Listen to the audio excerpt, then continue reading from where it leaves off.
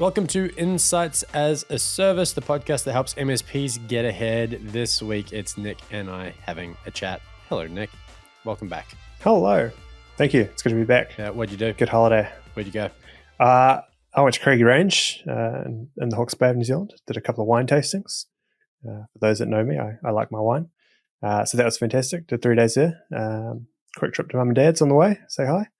And then other than that, just did a lot of stuff around the house. So it was a nice, relaxing break, joining Easter and Anzac together. Cool. All right. Well, welcome back. Good to see you. You were missed dearly.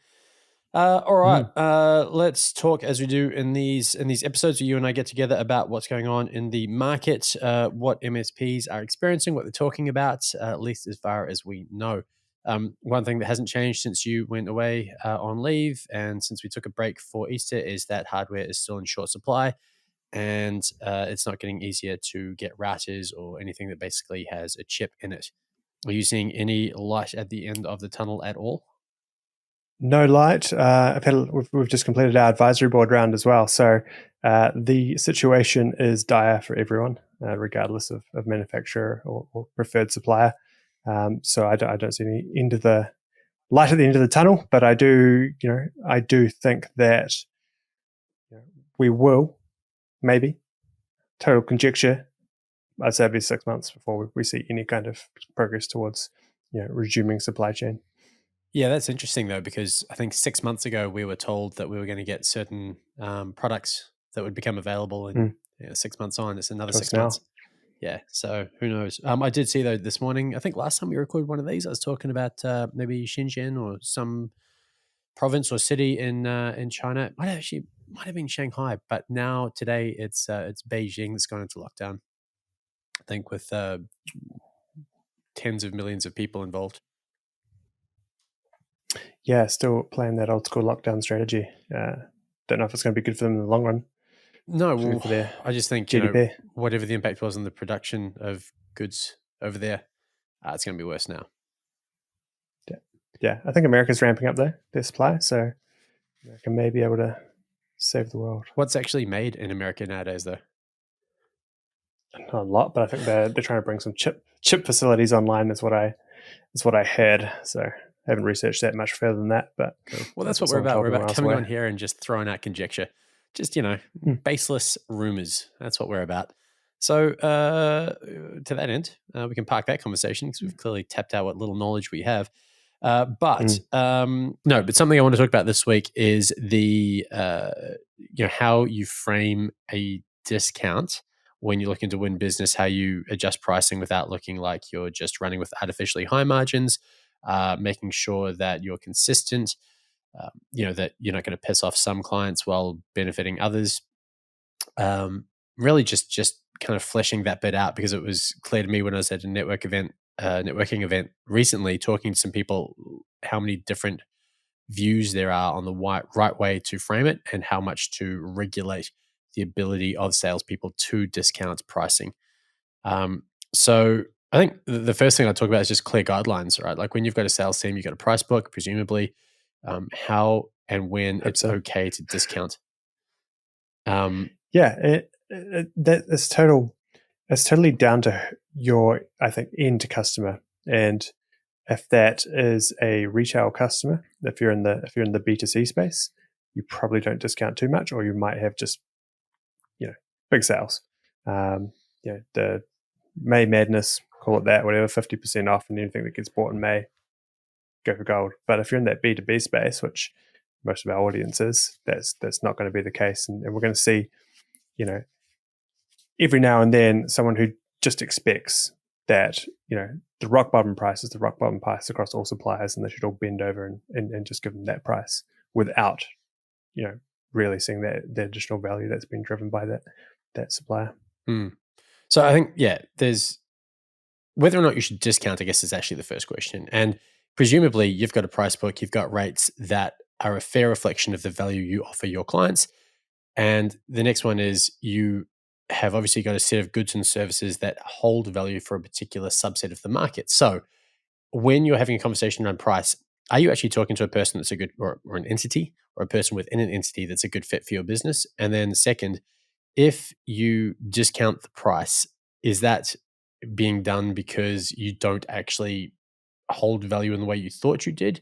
Does it bring into question whether or not you've got the right pricing structure generally? Or is it just that, in this particular case, some other provider has dropped their price and you're having to maybe adjust? Yeah, I think the other one is commonly a strategy used by not great salespeople is I'll just discount to get the win. Right.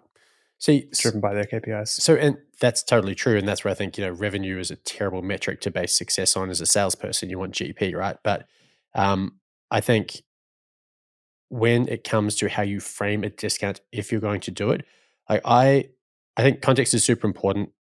And most of us know that if you have a customer migrate from provider A to you, or the previous provider to you, there's going to be a period of double up in billing. There's going to be costs of transition, right? You're going to have people on the ground actually do things. They're going to have downtime as a result, even if it's out of hours. There is going to be both tangible and intangible costs in making that change. So perhaps it's less about going, well, I'm going to drop my ongoing price. It's I'm going to delay billing for 2 months on a 36-month term. Something that goes, no, I believe our value proposition holds true. I believe that how we've positioned ourselves makes sense, but I also understand your requirements as a client, and I'm here to help. You justify the decision to go with us. I'm here to help you make it make sense financially, without having to, fundamentally change your approach to the way you sell and where you're positioned. Um, but I think the other thing there is it's much harder to put your price back up if you take your price down.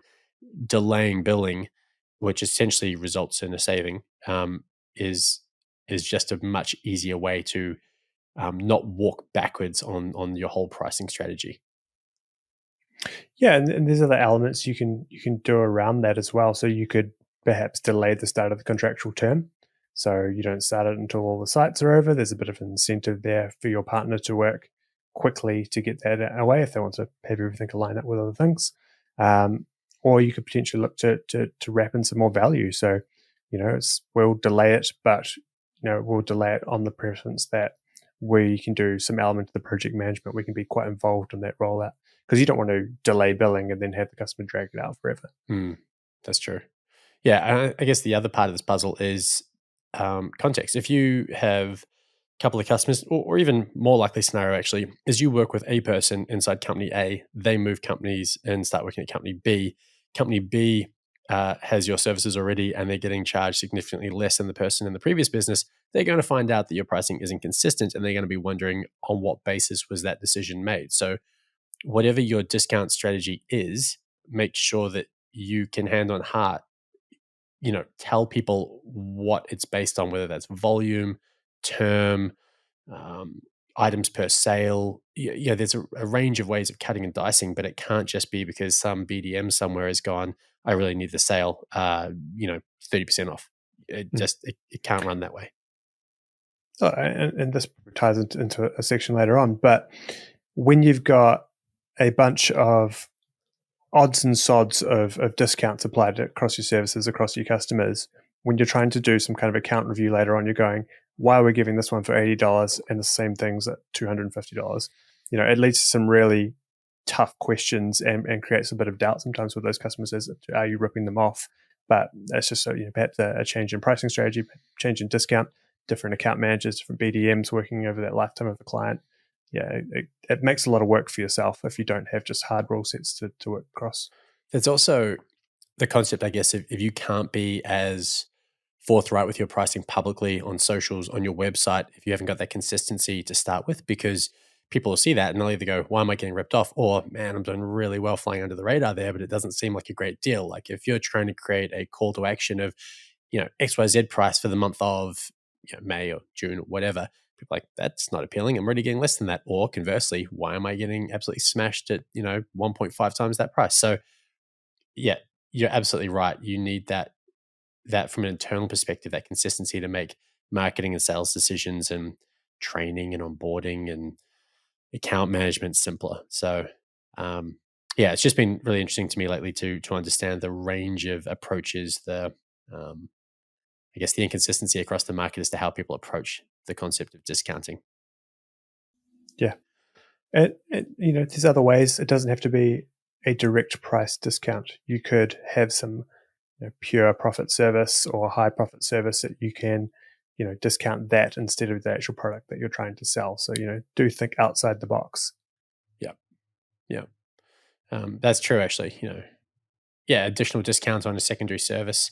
Yeah, no, that's a good point. Okay, let's move on to another thing that's something we're playing around with at the moment. Full transparency is just how we incentivize the channel, and I think for our listeners who are the channel primarily, this will relate to how you can create incentives, across your client base as well. But it's about kind of understanding that within a business, when I guess where we're dealing with them, there's the owners, there's the salespeople, the account managers, whether it's BD or just account management, and then there's the end user themselves. So how do you incentivize the sales team to care? How do you incentivize the end user to be receptive? And as a I guess in our case, when we're talking to owners of businesses, how do you align their requirements and business outcomes with what you're looking to achieve? So yeah, I don't know.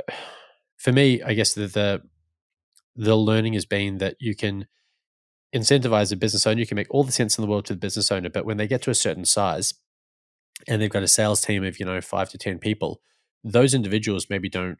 They're not incentivized in the same way. So unless the incentives internally actually align, then you need to find another specific way to incentivize the channel.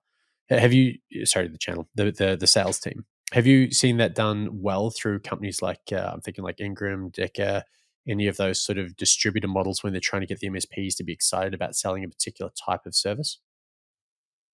The disty world tends to lure, luscious trips away, hot laps and fast cars and gifts. Again, though, that always comes back to the company, not the individual BDM necessarily. It's relied on them being passed down and given time off to go away on that experience. And I think it falls short in today's market because MSPs are so busy, they can't afford to send their best engineer or their best sales guy away for a week of a junket trip. And they're not going to pass that on, or they might pass on it or look to kind of reward that BDM perhaps in a different way, if they even do that. So no, I've never seen it done super well outside of the let's all just do the same thing. Yeah, so I think I guess where we're talking at the moment is having the owners understand that, like let's take voice for an example, right? Like that voice sales will help ring fence their clients, create a moat. If we can get MSP owners to incentivize their channel or have a KPI that maybe 60% of clients need to have an additional product, whether that's voice or I don't know security or whatever it might be, over and above just the general managed services piece, when your desktop support, etc. Then it's okay, right? Well, if that can happen, that's great. That sort of aligns the ownership with the sales team. But then there's the sales team and the end user. So the sales team, cool. Let's find a way to make sure that they're financially benefiting from selling those services.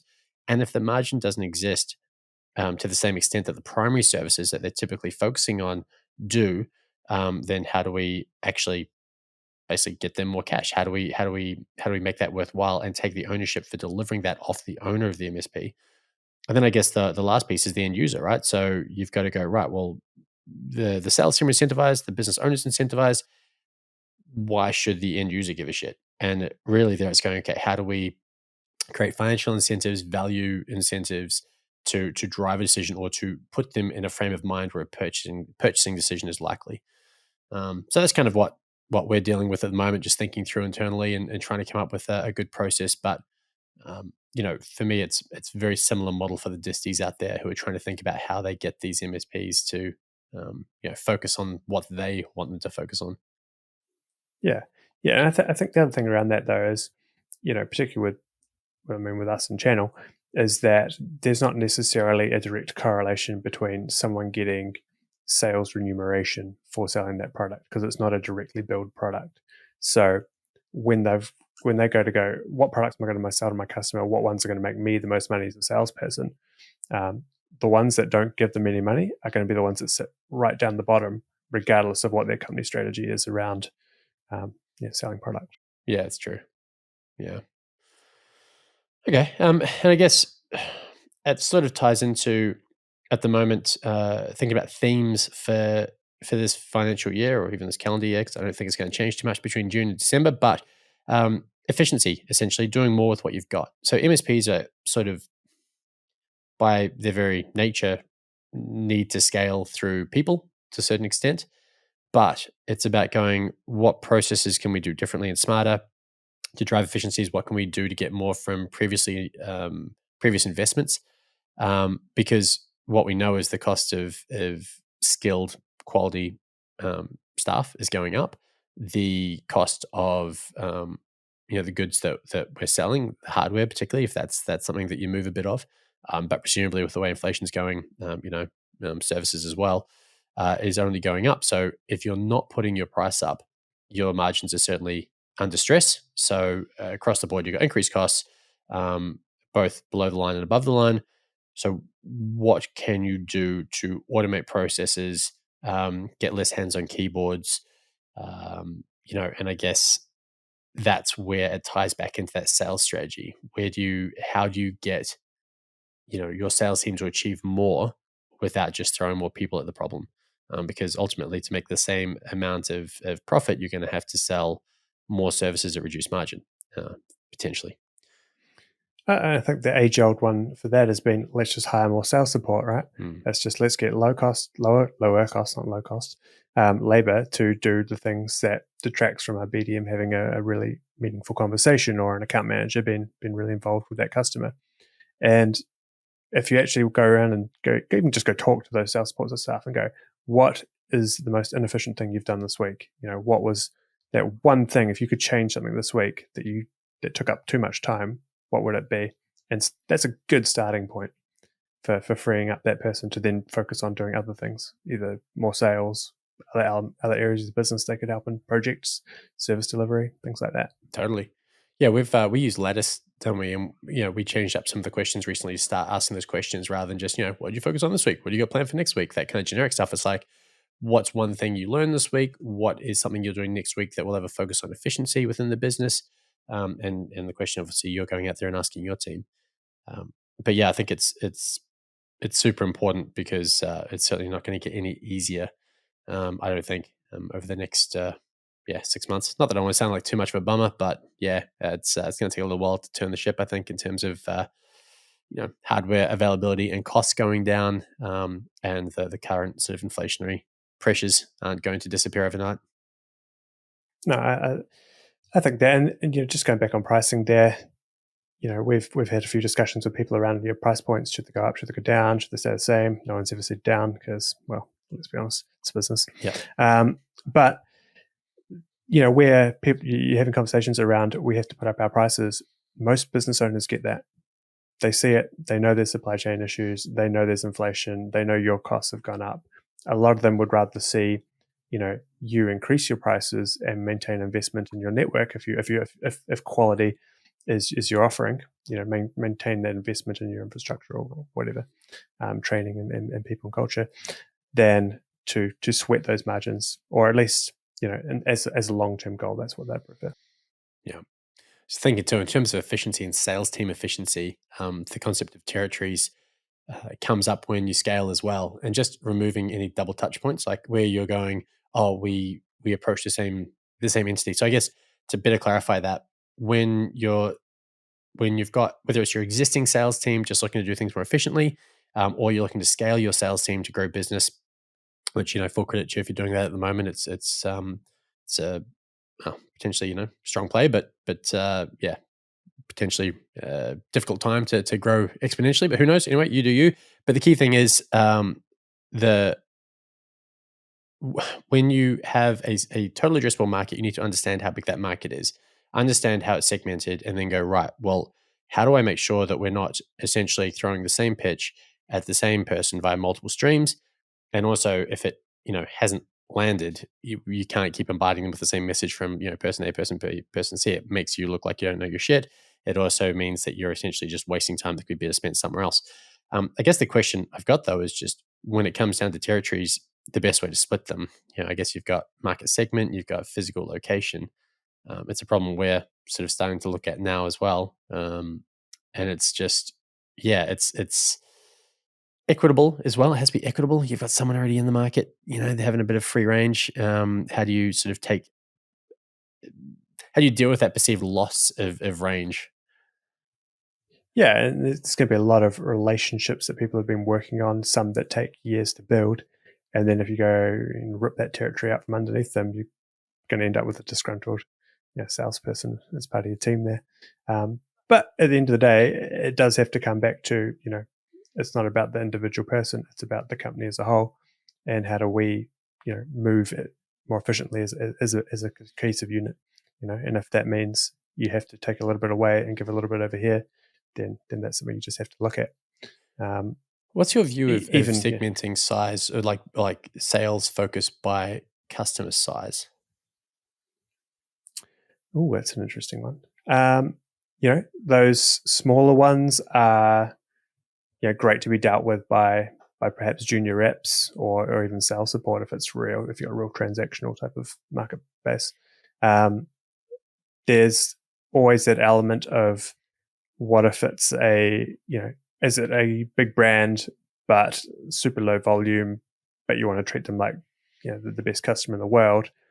That throws the spanner in the works, and that's where you have to have, I think, a rule set or some kind of guiding principles around. If it's a McDonald's or something really big and exciting like that, then that has to not fall within that category. But again, you can't just go there and list perhaps the top 500 companies in Australia and New Zealand and go, these ones don't sit in there regardless of what size they are. It's probably got to be a bit more of a case-by-case basis. Yeah, it gets hard, doesn't it? Because, personnel count means different things across, say, retail or like supermarket chain versus a services company where everyone's at a computer, and also what you're selling versus what you have a genuine potential option to sell or chance of selling is also quite different. And there's some, if it was say channel and you were to base it off the size of that IT company, some punch way above their weight.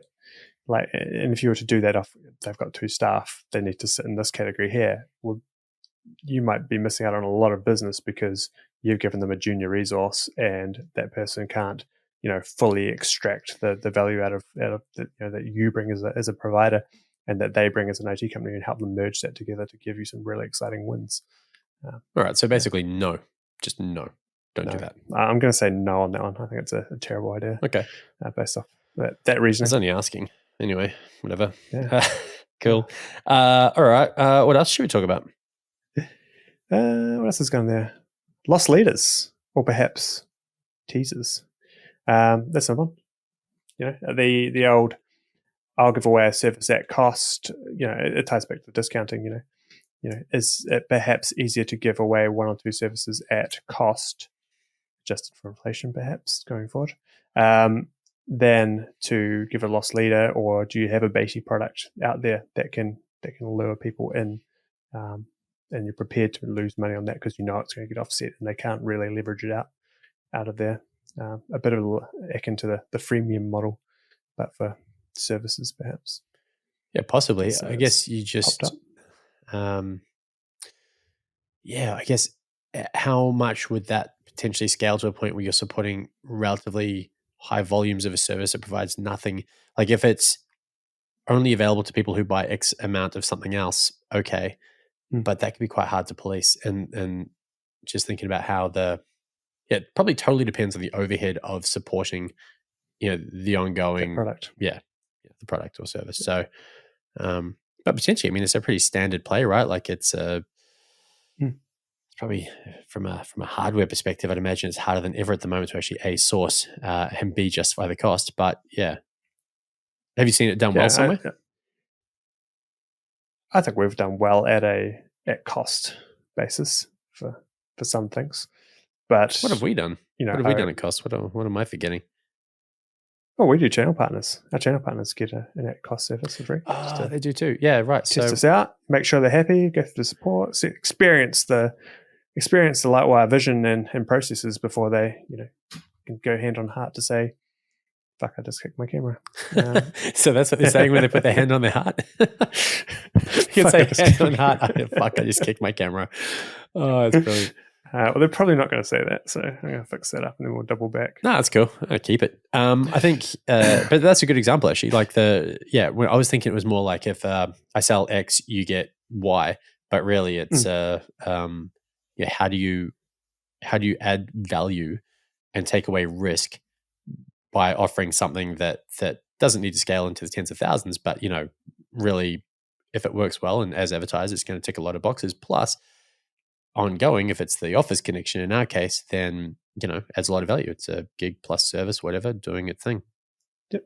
And that might just be enough sometimes to get your client across the line, or even just buy in this. And it could be you don't. Just going back to that discounting again, is there's delayed billing, but there's also at cost billing. And if you're really transparent, well, perceived as a discount, but it could be at cost. I do, depending on what your margins are. We have a client, I won't name names, but we have a channel partner, MSP, that really does have an open book policy. They just say to the clients, hey, look, here are our costs. We add this margin because it's we think we provide that level of value, and also we're a business, we need to make a profit. Let's work forwards from there and make sure that we can find something that works for both of us. And for all intents and purposes, they seem to be doing pretty well. So I mean, an open book pricing policy is a really, really interesting concept. I can't say I've seen it done heaps, but where I have seen it done, it seems to really create a sense of trust and sort of mutual outcomes between both the customer and the MSP. Yeah, it's an interesting one. And I think the other thing that's been spoken about in the market is leveraging on your vendor a bit more. That's one that's popped up, whether that's through, how can you help them sell? How can you go out and do an RFP, perhaps? Are you getting into a room? Are you really working through the finite details with that customer or with that partner? And or can you add some value in another way that justifies your price point to them, so they might perhaps take a lower margin when passing the cost on to the customer? Is it an ease of doing business that justifies that higher price point, and they're prepared to go, well, our market won't buy that, but we'll pay that, just so we can have our economies of scale and efficiencies integrated into our business, because it makes us more profitable overall. But the end customer doesn't see that. So that's been something that's popping up. There's certainly been some conversations we've been having around, what can we do as a bunch of developers that work for us? How can we make things easier for them to work with us? So, yeah, it's been some interesting conversations around that popping up. So there you're sort of thinking about the end-to-end automation of the ordering process, for example, to get sort of faster turnaround times, ease of quoting, where there's some level of complexity, that there's some sort of engineering resource, that kind of thing. Yeah, more efficiencies gained around alerts and notifications through to opening and closing tickets with customers. These two dogs have just busted into my studio, so awesome. That's just great. So if you see some labs, they're going to be. Oh, that's not going to upset anyone. But that's all good. It's welcome. No, it's all right. They're running away now. But yeah, no, I think with that, it's about as a vendor, how can you work better? How can you have a proper partnership? And that's sometimes it's outside the box. It's outside the norm of what you'd usually do. Okay, cool. I reckon that'll probably do us for today. I don't think I've got too much more to cover off on. I feel like at some future point, it might be an interesting deep dive on that whole open book pricing policy. That could probably see if I can get someone to come and talk about their experience with that. Maybe flesh that out a little bit. But anyway, for now, that'll probably do us. So Nick, thanks for coming on and joining me as always. I'll see you in a couple of weeks. Well, I'll see you before that, but in this context, I'll see you in a couple of weeks. And for now, that'll do us. In person, first time since July. Exciting. Oh, really? Oh, cool. All right. We will too. Actually, we're doing, when are we? May? Hey, dogs. I am over in New Zealand in a couple of weeks, which would be awesome. So yeah, I don't think we've got 2 mics over there though, so we'll probably not be recording. Also, I think we've got 1 million lunches and dinners to do. So busy eating and drinking. All right, cool. Well, me and my expanding waistline, we'll leave it there. I will see you again soon. Thanks for joining me, and thanks to everyone for listening. As always, you can find Nick and I on LinkedIn, and we have our insights as a service emails Not emails. We have our emails. Insights as a Service. Brendan at insightsasaservice.fm. Nick at insightsasaservice.fm. If you got any ideas around the best way to split territories as a sales team expands, I'm all ears. In lieu of that, we'll see you again next week. Thanks for listening.